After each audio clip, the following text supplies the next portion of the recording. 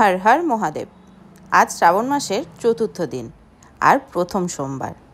आजकेर दिनटा सत्यि खूब स्पेशल। बाट कि जानो तो, भीड़ जेखाने सेखान थेके आमी बहु दूरे थाकी। आमी सारा बछर कतबार बड़ काछारी जाई तोमरा देखेइछो, किन्तु एई एत भीड़ेर मध्य गेले आमी थाकबो ना। ताई दूरेर कोनो मंदिरे आमी जाচ্ছি ना, किन्तु आजकेर प्रथम सोमवार बाबार माথায় तो जल ढालबोई। तो आमादेर बाड़ीर पाशे जे मंदिरटा आछे ओइखानेई किन्तु आमी आजके जल ढालबो। और ओखाने जेहेतु ठाकुरमशाइও आसबे तो एकटु पुष्पांजलिও दिए देबो।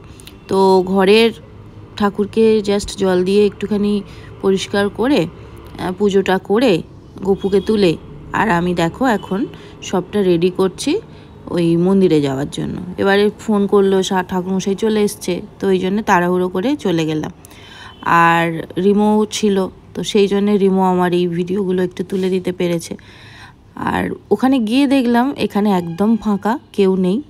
তো ভিতরে ঢুকে গেলাম। আর সত্যি কথা বলতে না, আমার মনে হয় যে ভিড়ভাট্টার মধ্যে যে মন্দিরেই তুমি যাও না কেন, সেই মন্দিরের সেই ঠাকুরের সঙ্গে আমার মনে হয় মানে নিজের যে কথা বলার যে ব্যাপারটা, যে আমার ভগবানের সঙ্গে কথা বলার জন্য না আমার মনে হয় একটু নিস্তব্ধতা খুব দরকার হয়। খুব ভিড়ভাট্টা, খুব হই হট্টগোলের মধ্যে সেটা সম্ভব হয় না। তো আমি কিন্তু কালকের হয়তো কোনো অন্য মন্দিরে যাইনি, বাট আমাদের বাড়ির পাশেই বাবার মাথায় আমি যেভাবে জল ঢালতে পেরেছি এতটাই শান্তি পেয়েছি যে কি বলবো তোমাদের। তো দেখতেই পাচ্ছ এখনও ঠাকুরমশাই আসেনি, আমি জলটা ঢেলে নিলাম। আর তারপরে আমি জল ঢালতে ঢালতেই ঠাকুরমশাই চলে এসেছিলো। তো ঠাকুরমশাই ওইদিকে পুজোর জোগাড় করছে আর আমি এখানে বেলপাতাগুলো বাবার মাথায় উৎসর্গ করছি। আমি কিন্তু কালকের 7টা বেলপাতা উৎসর্গ করেছি, বাড়িতেও 7টা বেলপাতা উৎসর্গ করেছি আর বাবার মাথায় মন্দিরেও 7টা বেলপাতা উৎসর্গ করেছি। আর এরকমভাবে না প্রত্যেক সোমবার কটা কটা করে বেড়ে যাবে। তো সেইটা আমি যখন যেটা করব সেটা তোমাদেরকে শেয়ার করব। তো আমি এদিকে পুজোটা কমপ্লিট করে নিলাম। ঠাকুরমশাই বললো তুমি পুজোটা আগে কমপ্লিট করে নাও, তারপরে আমি পুজোয় বসবো আর সংকল্পও করে দেবো তোমাদের জন্য। তো দিদিও উপোস করেছিল।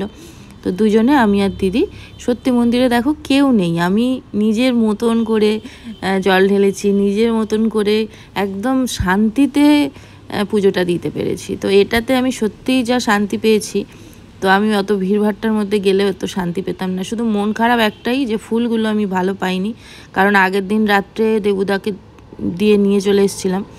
দেবুদার কাছে যে ফুল ছিল সেটা কিন্তু মানে একদম টাটকা ফুল নয়। তো যাই হোক, তারপরে জল ঢালার পরে বাবার মাথায় আমি একটু আতপ চাল দিয়ে দিলাম।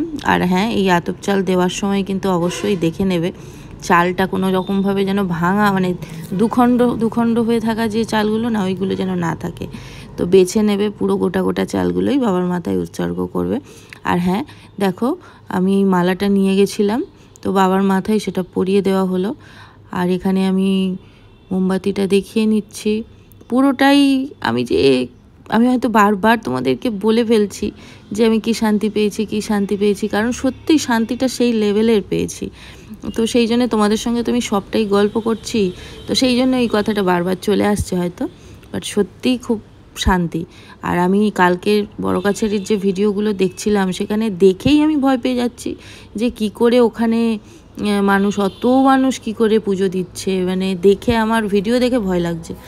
তো যাই হোক, এবারে ঠাকুরমশাই পুজো করতে বসে গেছে আর আমি লুজ ফুল কিছু ঠাকুরমশাইয়ের ওখানে দিয়ে দিচ্ছি যাতে পুজোটা করতে সুবিধা হয়, কারণ লুজ ফুল খুব একটা ছিল না। আর এই মন্দিরে আমি দেখলাম, আমি এমনি সন্দেশ নিয়ে এসেছিলাম পুজো দেওয়ার জন্য, বাট এসে দেখলাম এখানে সত্যি আজকের কোনো ফল টল দিয়ে পুজো হচ্ছে না। তো ওই জন্য ভেবেই রেখেছি পরের সোমবার বাবার কাছে ফল দিয়ে পুজো দেবো।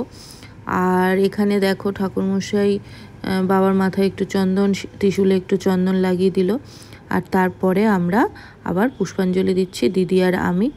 তারপরে পুষ্পাঞ্জলি দেওয়া হয়ে যেতে আমি যে নন্দী মহারাজকে নিয়ে এসেছিলাম, তোমাদেরকে ভিডিওতে শেয়ারও করেছিলাম, সেই নন্দী মহারাজকে কিন্তু এই বাবার সামনে রেখেই আমি পুজো করে নিলাম।